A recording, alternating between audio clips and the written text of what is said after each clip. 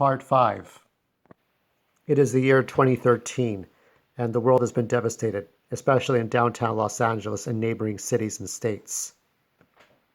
In the midst of chaos of political groups fighting over each other, a beautiful freedom fighter, a young boy genius, a musician turned witch doctor, a ferocious, intelligent living zombie, and an angry 300, 400-pound, 7-foot tall golem banding together to stop the evil threat of the monstrous, maniacal, and mysterious circus freaks who are the heralds of the evil Zetro Ray, an alien inside a robot body responsible for the devastation from taking over the whole planet. So we're now going into the really penultimate pages here before the final battle. So Rosemary's going to Resurrection Cemetery in Montebello, a real place, and she's going to see her sister Violet. And she doesn't know what to tell her. She's sad, but she's upset at her. But it's like, it's not real love. It's more like sympathy and like caring for a dumb animal that went rabid and bit. It's like caring for a dog that bit people and was vicious and violent and destructive. But maybe you felt bad for it because it didn't have a choice. So Rosemary would perceive her half-sister, her older sister Violet, as this dumb animal that didn't know any better, but was a gold-digging bitch and just selfish and greedy. The weird dynamic between them. Rosemary grew up a child in Thailand with her Mexican father and her Thai mom. But when they both had cancer, rare forms of cancer, they didn't see fit to take care of her, so they sent her to America to have her slutty older half-sister take care of her, and she was just a slut and a whore and a piece of shit. And it was all better for Jerry the Reaper to take advantage of her and kill her at the last moment after she exploited her selfishness, and then the alien took over the world. So it's a lot of connections of people, as you're going to see in a few moments. So she says, "I hated you. Why couldn't you have tried," she sobs, "better?" So she starts to tear up. She doesn't look at Violet anymore. "Rest in peace, you crazy whore. May God or whoever give you more." Now the next grave she goes to is Jerry, the protagonist or antagonist, however you see it, the protagonist of the last story of Grim Planet. And we go to the final flashback. Rosemary is 4 years old. Jerry is 3 years old. They're toddlers playing Hot Wheels. Jerry's playing with his Hot Wheels cars because he likes to fix cars. And Rosemary tries talking to him. She tries to say, my sister Violet has a new job as an actress in movies and TV shows. So she went from being a pageant beauty queen and a diva to being an even bigger, cuntier diva, getting a job and, trying to get a job as an actress. So they're going to move to Hollywood. So they can't meet together anymore. So Jerry's still playing with his cars and ignoring her. So these 4 flashbacks represent something. They represent different things. The first one was about destruction. Jerry destroyed her sandcastle. Then the second flashback was about her putting a cactus in a sandcastle so that Jerry couldn't break it. So it's about security, distrust a bit, and reinforcement. The third one was about the 2 girls against the 1 guy. So it was like a numbers game. It was like, well, we're retaliating. So it was about it was about Rosemary fighting off Jerry in different ways, but it was always that it was always a combat between the two, between girls versus boys, between girl and boy. And here in this last flashback, it's like it just ends. There's no more retaliation, no more making Jerry look bad. He ignores her, and she's just telling her goodbye. So she tells him to forget all about her and to move on. So Jerry's like, "I don't want to be here no more. This place is too boring. Buy me a skateboard." So Jerry doesn't care. So Rosemary never saw Jerry again until all those years later. So we go over her origin. She did acting. She really sucked at it. She wasn't good for modeling or whatever. She was getting too old. She did commercials. So she met her well-to-do husband who thought she was hot as hell. And then she became a gold-digging whore who just sponged off of, baby daddy's money or sugar daddy money. And that's the way Violet turned out to be. Nathan found out about her affair with another person and dropped her like a bad habit. But then we get into Olivia Daniels, and these two ended up working in a business together. So maybe I wrote that maybe her parents scolded Violet to do something gracious for Rosemary. So here I established that she would be the store manager, but Violet's the owner. So Rosemary was the store manager for Sunny's Salon. And you would have all the people, Elsa Marquez, Shannon Choi, Marion Spencer. These were Rosemary's girls, you know. So she loved them all dearly. These were her senior employees. There would be like volunteers and other people coming in to help out, but this was her main staff. This was her senior staff, and she loved them all dearly, like they were her sisters, especially Shannon. And you know, she thinks back to when she and Shannon fucked with Jerry when they were little kids, because Shannon was 3 years old and Rosemary was three, and Jerry was no, actually no, I'm sorry, there were four. Maybe she was three, but I know that Rosemary was 1 year older than Jerry. So Jerry was three and she was four, and little kids playing in the sand at the park. This will have a harder impact. But anyway, so they would get so many customers, maybe up to 50 customers a day working at the Sunny Salon. Um, they also would dress up in fancy costumes. You know, Rosemary would wear white go-go boots that go up to her thighs and purple sparkly dresses and dance for charity. And then came the phone call. This phone call was about the business being shut down. So Violet's going to liquidate Sunny Salon because she's going to invest her money into more of the supermarket business. So there's life on other planets, and it's like, okay, so because there's life on other planets, there are these seeds that grow fruit from another planet, but they've never been realized on Earth. So she's investing in this. But she doesn't care about that. All she cares about is Violet finds a way to fuck her over. And she talks vulgar and slanderous and derogatory and gets really upset with her. And, you know, Violet tries to explain that this guy, Pancho Villa, has a way to prove that there's life on other planets, intelligent life, and that here are these great gifts that they're blessed with. So it's kind of like the plot to the Twilight Zone, you know, to serve man. And so Rosemary's not hearing this. She's like, "You're gonna fuck me over. You're gonna shut down my business. The only good thing that kept me going because you're a cunt, because of your rich husband, because of your fucking ego." So this whole phone call goes on forever, and so they had one last day together. So Olivia, Shannon, Elsa, and Marion, she and her senior staff would go out shopping. This is where Grim Planet kind of comes in because um, she recognizes Jerry, a monster. And that's when they have that dialogue like, "What the fuck happened to you?" And Jerry tells her to go fuck off. This was very strange to her.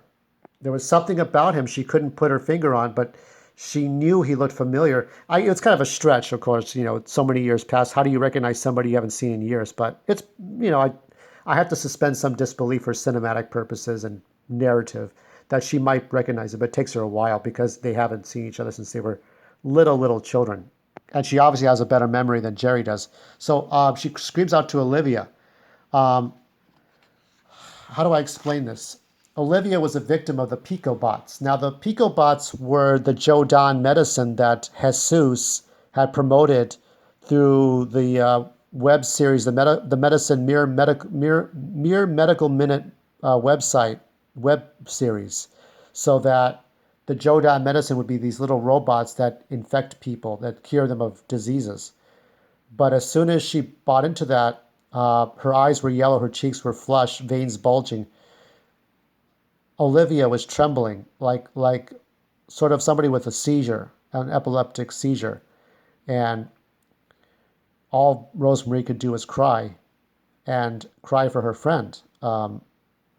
This was the hardest thing. Olivia was her best friend, and she played with her at the park. She played with her at school.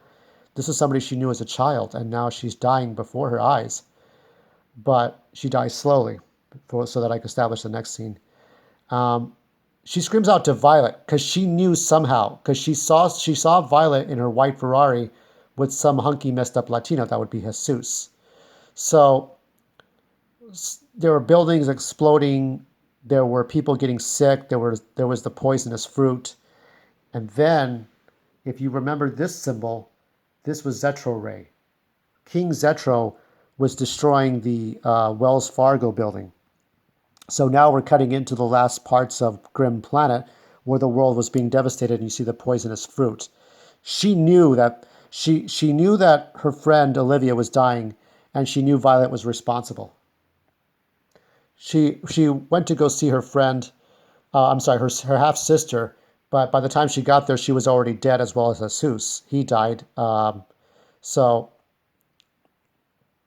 it was like what could she do? Well, she fell down these stairs. So tumbling down the hard and heavy stairs, uh, the insects from the poisonous fruit infected her skin. So she finally had these blood. I kind of wrote it that the hemophilia that was recessant within her is now dominant, and her skin was turning pale, gray, and her eyes were turning magenta. So now she's being affected. So the reasoning behind her complexion has to do with the fact that the insects from the Kala Kush, the evil Bela fruit, the same fruit that Violet had promoted in her supermarkets through Nathan Gregory, her rich, well-to-do husband.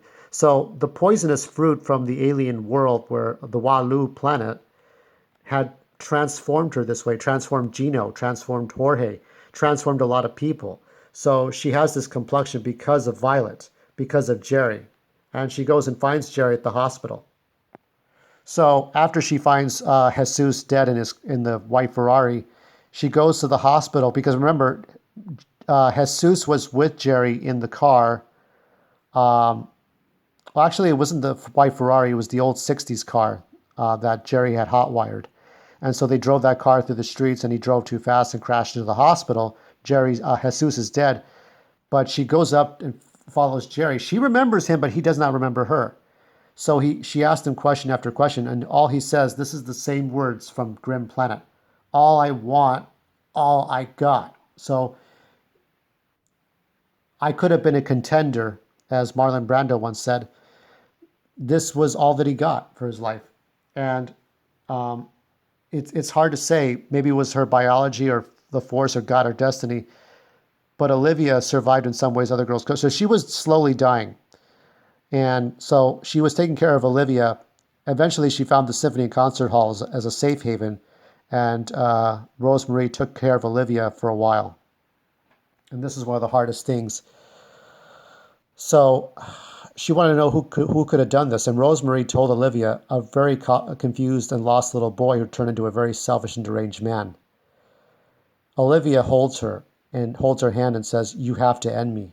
You've done all you can, and I can't do this anymore. I can't live. It was kind of like, I was thinking also of Valerie Harper, the actress who died of cancer. She had to work too hard to stay alive, and she did the best she could, but the cancer gave out on her. So here, Olivia has to work too hard, do too much work to stay alive. And she refers him to Gino, Dr. Gino. Gino was somebody that Olivia dated for a little bit, but didn't work out. But she knew that Gino was a good person to help take care of. So she remembers Jerry. She remembers him. She whispers, I remember him.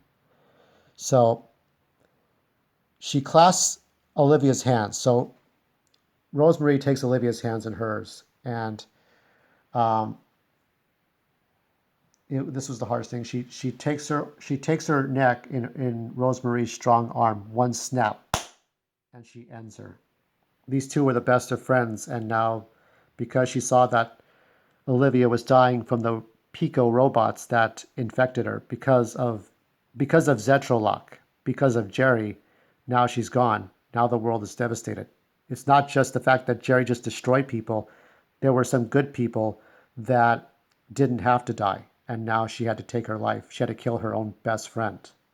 I kind of did this scenario before for a different set of characters, but this works and it tells a lot about death and life and working together versus fighting each other. So at the end here, you see, I'm going to try to, you can barely see it here, but it says, Well, here it says, I get it now. I know what Jerry did, what he had to do.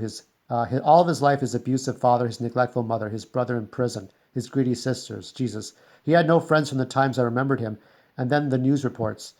Broken man, broken by the system. The U.S. so-called checks and balances while it leaves certain groups unchecked.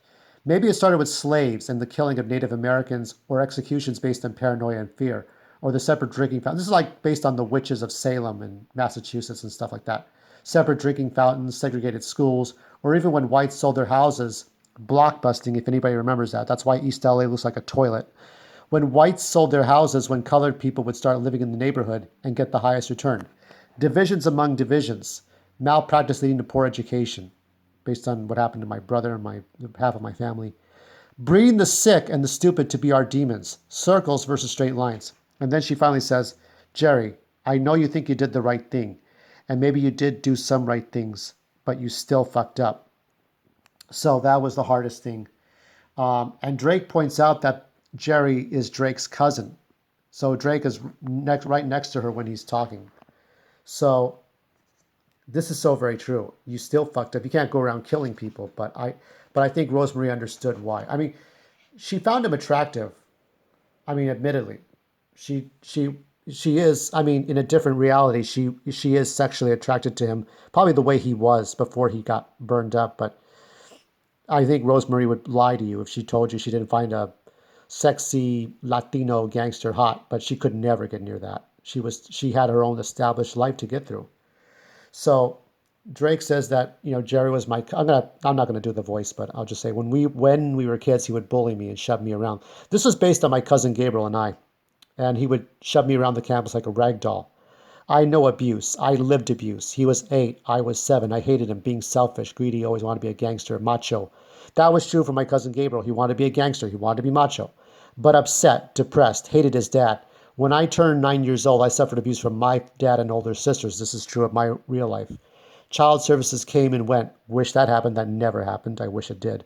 I moved on to a better family, better life. I wish it did. Because if I had to live my abusive life over again in real life, I would have ran away from home.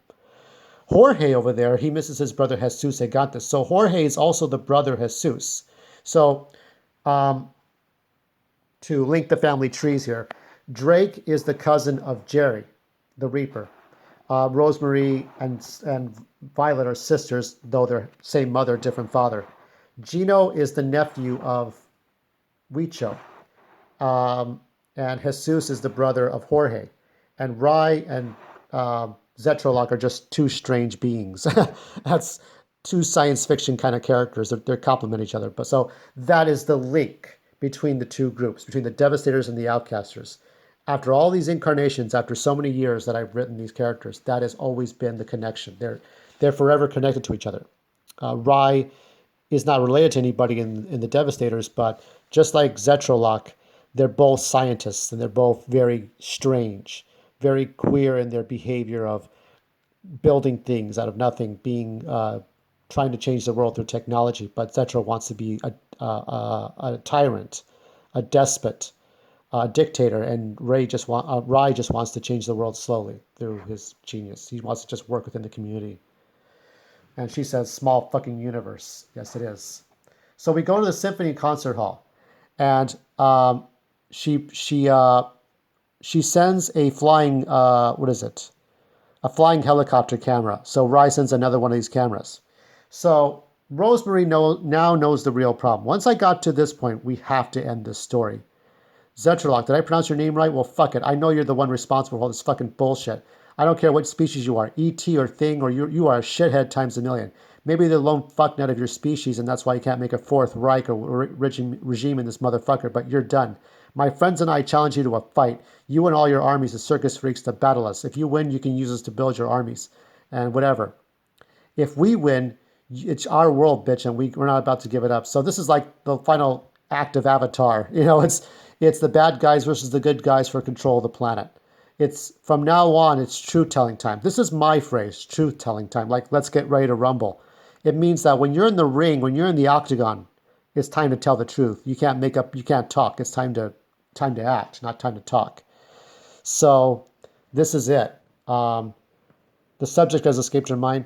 The boy show Rai shows her. Rai does a little bit. He shows her the plans for the igloo and its connection to the island of Hawaii or the islands of Hawaii. So now we're in final act. So he comes up with a name for a city, for a new city in Hawaii called Spanish for one, and da is Japanese for the. So I know my Japanese well enough. So it's Uno-da. Uno-da would be the new place. So a nation that unites diverse people and many equal. Here is, I point to map, my old baseball friend. So Rai has a friend in baseball who helped to come up with different things. So people live healthy. It would be a clean life around a volcano, around gardens, music, rubber streets, clean energy, transformed vehicles, sea, land, air, pinball, golf. Pinball golf. So I came up with an idea of pinball golf in this sort of false utopia, but one that's about building again, starting over again. Um, the igloo can be relocated to the so now you know there's something really precious in that igloo. Is it people? Is it things? Is it resources? You don't know. Can't be lottery tickets, can't be drugs, so it's something can't be gold or silver, maybe. So the alarm is sounding and Zetro Ray is here. So Rosemary and Roth McGoth have some parting words.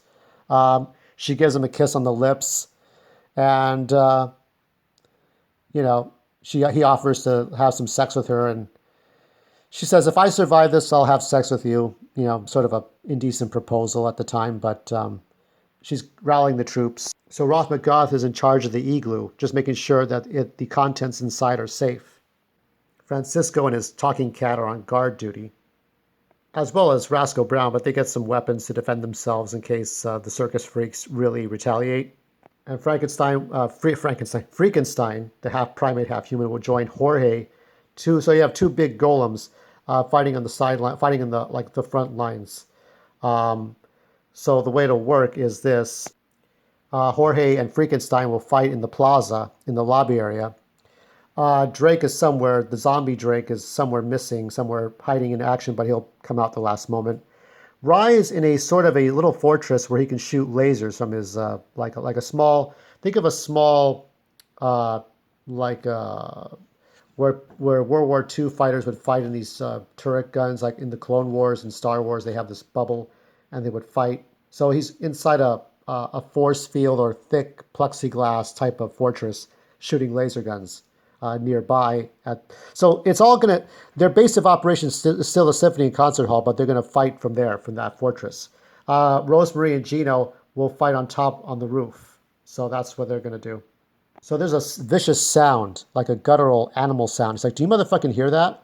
So everybody's at positions, and you can see the roar, you can see the Rosemary. You know, it's this animal sound, like right. So they're talking, they're really getting upset, getting this animal sound, and Rosemary says maybe we don't have to fight. Let's just hold our ground. Don't make any offensive moves yet until we're sure. So everybody's talking through two-way radios, walkie-talkies, and they have magnetic pulse barriers to their thing. So there's some EMP barriers that can shut down anything. So there may be some machinery that the animal army is using. So now this is going to get intense. So what you have is an army of animals covered in shit and thorns, but they're all mind controlled by this sort of weird dog creature with covered in animal shit and thorns and stuff. So this is Mutt's army, an army of animals, an army of organic, violent creatures, as though they're rabid, but they're all acting like in one group. The EMP. So Rai fires EMP lasers or pulses. Actually, it's just their pulses, and shutting down the mind control devices inside each of the animals. So then there's a giant Zetrobot, as I point out here, shoots down, disables the EMP barrier pulses. So the Zetrobot knew where to hit, and so it strikes down a really easy toy to kind of make it much more difficult. I'm not sure what he's saying here. Dame, which means no good. Dame is no good. The EMP dishes out. So now they're going to try to use their guns and zap the giant Zetrobot. So I think it's Ryokai, but I'm not sure. Now, it seems that Jorge's having trouble in the midst of this fight while rhino creatures with the feces camouflage, they start firing at them with electric guns and stuff like that, assault rifles. Gino has like an assault rifle and Rosemarie has her electric guns. So Jorge's getting assaulted by these big animals. They're just knocking him down because they're too big for him. They have a little bit of banter, Gino and Rosemarie. But Jorge's having problems, and Rosemarie says, "I'm on my way to you." So tomorrow will be the final leg of this, and we will see the fate of Rosemarie, Gino, Jorge, Drake, and Rye, and the others, and the fate of Zetro Ray and the Circus Freaks in the future. Until tomorrow.